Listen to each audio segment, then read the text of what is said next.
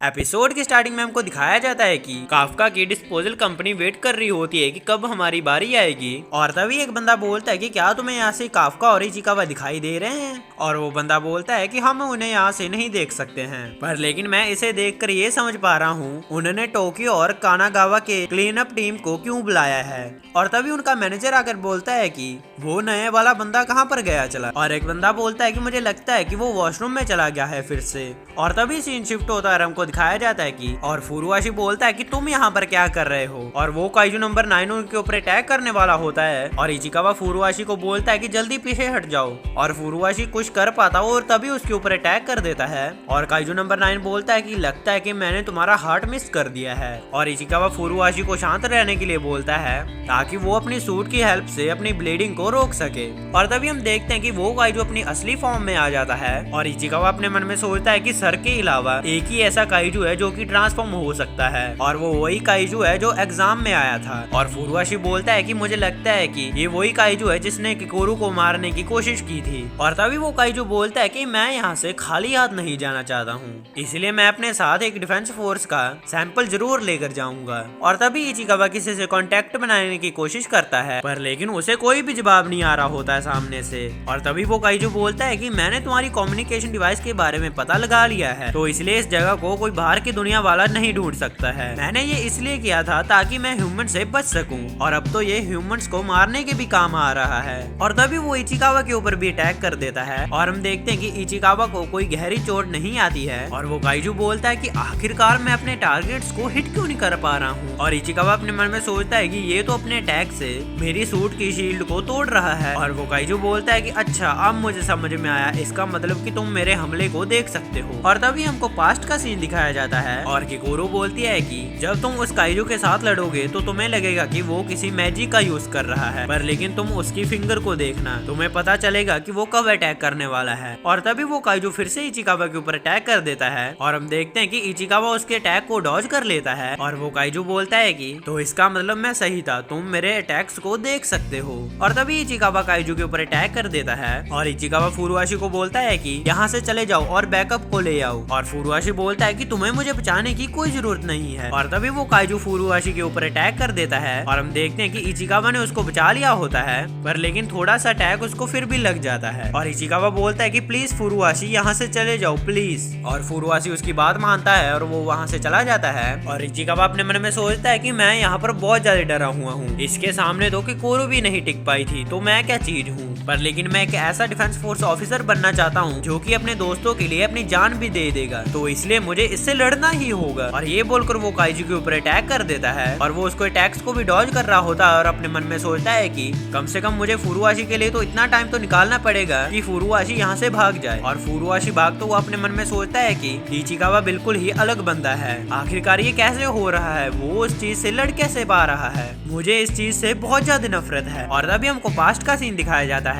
और शोशिरो बोलता है कि 20 या 30% तक एक ऐसा टाइम आएगा जहाँ पर आप अपनी कॉम्बैट पावर को और ज्यादा अनलिश नहीं कर पाएंगे, और बहुत ही कम लोग होते हैं जो कि यहाँ से आगे बढ़ पाते हैं, पर लेकिन तुम लोगों में वो ताकत है, तुम आगे बढ़ सकते हो। पर लेकिन अगर तुम यही सोचते रहोगे कि तुम पास कर जाओगे और कोई भी एफर्ट नहीं लगाओगे, तो तुम कभी भी अपने आप से आगे नहीं निकल पाओगे। और फुरुआशी अपने मन में सोचता है कि मैं 2 हफ्तों से 20% पर ही रुका हुआ हूँ, और जब से मैं कैप्टन मीना के साथ मिला हूँ तब से मैं बस ताकतवर होने के बारे में ही सोच रहा हूँ, पर लेकिन उसने मुझे ऐसे पीछे छोड़ दिया है कि जैसे मैं कुछ भी नहीं हूँ, और मुझे इस चीज से बहुत ज्यादा नफरत है। और तभी हम देखते हैं कि वो काइजू अचानक से इचिकावा के पास आ जाता है और बोलता है कि लगता है कि तुम मेरे बारे में कुछ थोड़ी चीजें जानते हो, और मुझे पूरा यकीन है कि तुम मेरे इस नए हमले के बारे में बिल्कुल नहीं जानते होगे। और तभी वो ट्रांसफॉर्म होकर इचिकावा के ऊपर अटैक कर देता है। और हम देखते हैं कि फुरुआशी आकर उसको बचा लेता है। और अपने मन में सोचता है कि मैं इचिकावा से नफरत नहीं करता हूँ, बल्कि मैं खुद से नफरत करता हूँ, क्योंकि मैं उस दिन से बिल्कुल भी नहीं बदला हूँ। मैं एक ऐसा बंदा हूँ जिसे कोई ना कोई बचाने के लिए चाहिए। और तभी फुरुआशी बोलता है कि ध्यान से सुनो इचिकावा, तुम मुझे नहीं बचा रहे हो, बल्कि मैं तुम्हें बचा रहा हूँ। और हम देखते हैं कि फुरुआशी काफी ज्यादा जख्मी हो चुका होता है। और वो काइजू बोलता है कि आखिरकार ये चल क्या रहा है इन दोनों का।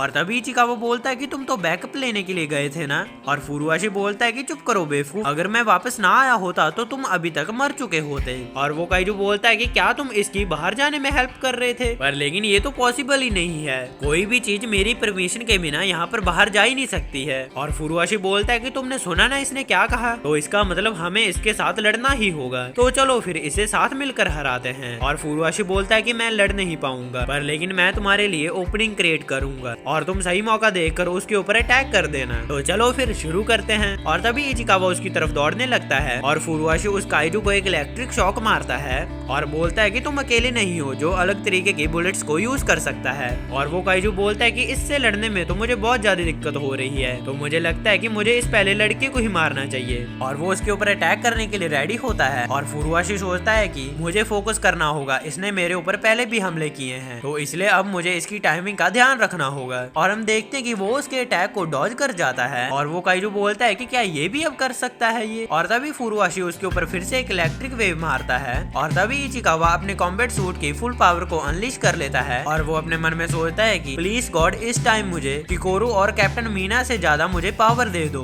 और तभी वो काइजू के ऊपर फुल पावर के साथ अटैक कर देता है और हम देखते हैं कि उस काइजू ने अपने आप को डिफेंड करने के लिए छोटे वाले काइजू की डेड बॉडी को अपने सामने लगा लिया होता है, जिसकी वजह से वो इचिकावा की बुलेट से बच जाता है। और तभी वो काइजू बाहर आकर बोलता है कि तुम्हारे चेहरे से साफ साफ दिख रहा है कि तुम अब फंस चुके हो, और इचिकावा के ऊपर बहुत सारे अटैक कर देता है जिससे कि इचिकावा बहुत ज्यादा जख्मी हो जाता है। और तभी शोशिरो को फुरुआशी और इचिकावा के गायब होने के बारे में पता चलता है और तभी काफका को एक काइजू के अंदर थोड़ी सी हलचल क्रिएट होती दिखती है और तभी वहाँ पर किकोरू आ जाती है और काफका बोलता है कि किकोरू इसका मतलब, और किकोरू बोलते कि हाँ तुम बिल्कुल सही बोल रहे हो, वो यहाँ पर आ चुका है। और तभी हमको इचिकावा का सीन दिखाया जाता है और वो अपने मन में सोचता है कि मुझे ऐसा लग रहा है कि जैसे मेरी पूरी बॉडी जल रही हो, मुझे अपने सूट की हेल्प से इस ब्लीडिंग को रोकना ही होगा और दोबारा से खड़ा होना होगा क्योंकि लड़ाई अभी खत्म नहीं हुई है। और तभी वो दोबारा से खड़ा होने की कोशिश करता है और वो काइजू बोलता है कि क्या तुम अभी भी हिल सकते हो, तो इसका मतलब ह्यूमंस की मोटर फंक्शन को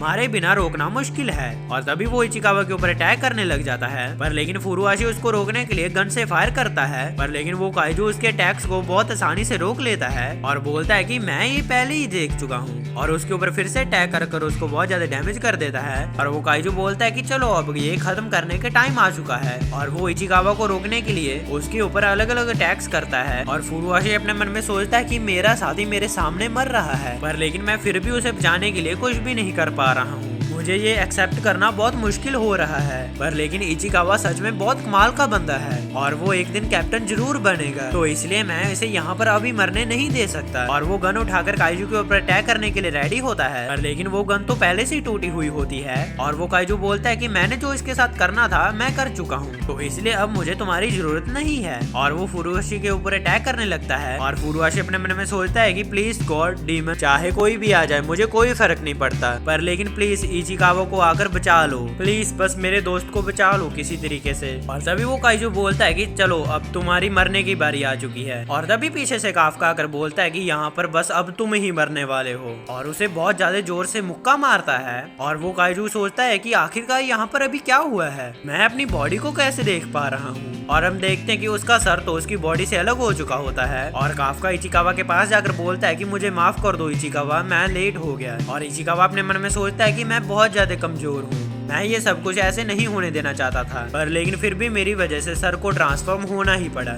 और फुरुआशी दूसरे काइजू को देखकर हैरान हो जाता है और वो काइजू बोलता है कि अच्छा तो तुम हो काइजू नंबर 8। और काफका इचिकावा को बोलता है कि मुझे माफ कर देना इचिकावा, मुझे लगता है कि अभी यहाँ पर कुछ टाइम लगेगा, बस तुम शांत रहो और अपने सूट की मदद से अपने जख्मों को सील कर लो। और तभी इचिकावा काफका को ध्यान रखने के लिए बोलता है और इचिकावा अपने मन में सोचता है कि मुझे पता है कि ये स्ट्रॉन्ग है, पर लेकिन मुझे इस काइजू के बारे में अच्छी फीलिंग नहीं आ रही है। और वो काइजू नंबर 9 बोलता है कि वैसे तो मैं गुस्सा नहीं हूँ, पर लेकिन तुम एक काइजू के रास्ते में क्यों आ रहे हो, क्योंकि तुम भी तो एक काइजू हो और जितना मैंने सोचा था तुम तो उससे भी ज्यादा ताकतवर निकले। पर लेकिन मुझे क्या, मुझे तो बस तुम्हारी डेड बॉडी चाहिए ताकि मैं उसे यूज कर सकूं। और ये बोलकर काफका के ऊपर वो अटैक कर देता है और इचिकावा अपने मन में सोचता है कि मुझे यकीन नहीं हो रहा कि इसने तो सर को इस फॉर्म में भी उसने डैमेज कर दिया है। और वो काइजू बोलता है कि तो इसका मतलब तुम बहुत ज्यादा टफ हो, तो अगर मुझे तुमको मारना है तो मुझे इनकी जरूरत जरूरत जरूर पड़ेगी। और फुरुआशी अपने मन में सोचता है कि इसका मतलब अब तक ये हमारे साथ खेल ही रहा था। और तभी वो काइजू काफका के ऊपर अटैक कर देता है और हम देखते हैं कि काफका अपनी चीख की मदद से उसके अटैक्स को रोक लेता है और उसके करीब जाकर उसको बहुत जोर से मुक्के मारने लगता है। फिर वो काइजू की डेड बॉडी को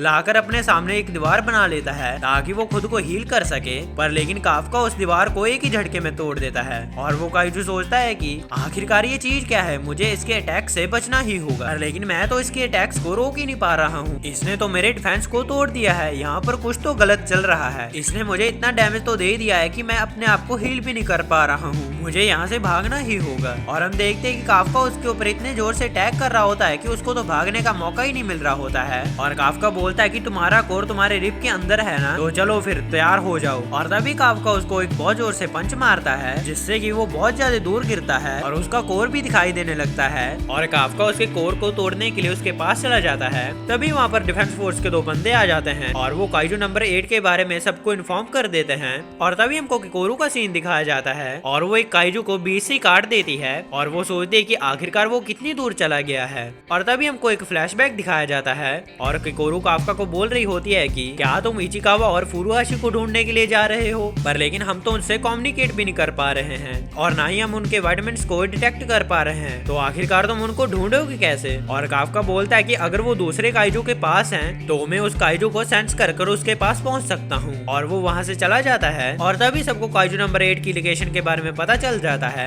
और शोशिरो न्यूट्रलाइजेशन यूनिट को वहां पर भेजने के लिए बोलता है। और हम देखते हैं कि काफका उन ऑफिसर्स की वजह से डिस्ट्रैक्ट हो जाता है जिसका फायदा उठाकर वो काइजू वो हील हो जाता है और वो वहां से भाग जाता है। और वो बोलता है कि अब मुझे समझ में आ गया कि तुम काम कैसे करते हो, तो इसलिए अगली बार बच कर रहना क्योंकि मैं तुमको अगली बार मार डालूंगा। और तभी वो डिफेंस फोर्स के ऑफिसर के ऊपर हमला कर देता है, पर लेकिन काफका उनके सामने आकर उनको बचा लेता है। और वो काइजू बोलता है कि तुम एक काइजू हो पर लेकिन फिर भी ह्यूमंस की तरह एक्ट करते हो, पर लेकिन कोई बात नहीं, हम दोबारा मिलेंगे काइजू नंबर 8। और तभी काफका बोलता है कि अब मुझे भी यहाँ से जाना चाहिए। और तभी वो वहाँ पर मुक्का मारकर वहाँ से उड़ जाता है और अपने मन में सोचता है कि वो काइजू तो भाग गया, पर लेकिन ये बात अच्छी है कि मैंने इचिकावा और फुरुआशी को बचा लिया है। और तभी हम देखते हैं कि काफका एक गली के बीच से गुजर रहा होता है और तभी उसके पीछे शोशिरो आ जाता है और शोशिरो बोलता है कि कोल ब्लैक बॉडी और डीमन के फेस जैसा सर, आखिरकार मैंने तुमको ढूंढ ही लिया काइजू नंबर 8। और तभी शोशिरो काइजू नंबर 8 के बारे में सभी को इन्फॉर्म कर देता है। और तभी शोशिरो बोलता है कि लगता है कि तुमने मेरे साथियों के साथ बहुत ज्यादा मजे किए हैं, तो अब मेरी बारी है। और ये बोलकर वो काफका के ऊपर अटैक कर देता है, पर लेकिन काफका उसके अटैक से बच जाता है। और काफका अपने मन में सोचता है कि ये उस टाइम मजाक नहीं कर रहा था, इसके पास छोटे काइजू से लड़ने के लिए बहुत अच्छी पावर है और ये सच में बहुत ज्यादा खतरनाक है। और शोशिरो बोलता है कि मुझे पता है कि मेरे हमले तुम्हें लगे तो हैं, पर लेकिन तुम बहुत ज्यादा टफ भी हो। और काफका अपने मन में सोचता है कि मैंने इनको बस हमेशा हंसते हुए ही देखा है, पर लेकिन जब ये काइजूस को मारते हैं क्या ये ऐसे दिखते हैं। तभी कैप्टन शोशिरो अपने सूट की 92% पावर को अनलिश कर लेता है और बोलता है कि तो अब मैं काइजू नंबर 8 को न्यूट्रलाइज करूंगा। इसी के साथ हमारा ये एपिसोड खत्म हो जाता है। और हाँ गाइस, अगर आप चाहते हैं कि मैं कोई और एनीमे एक्सप्लेन करूं तो आप मुझे कमेंट सेक्शन में बता सकते हैं और मुझे इंस्टाग्राम पर जाकर भी जरूर फॉलो कर लेना। इंस्टाग्राम का लिंक नीचे डिस्क्रिप्शन में है। वीडियो पसंद आई तो वीडियो को लाइक और चैनल को सब्सक्राइब कर जरूर जाना। मैं मिलता हूँ आपको नेक्स्ट वीडियो में। Thanks for watching.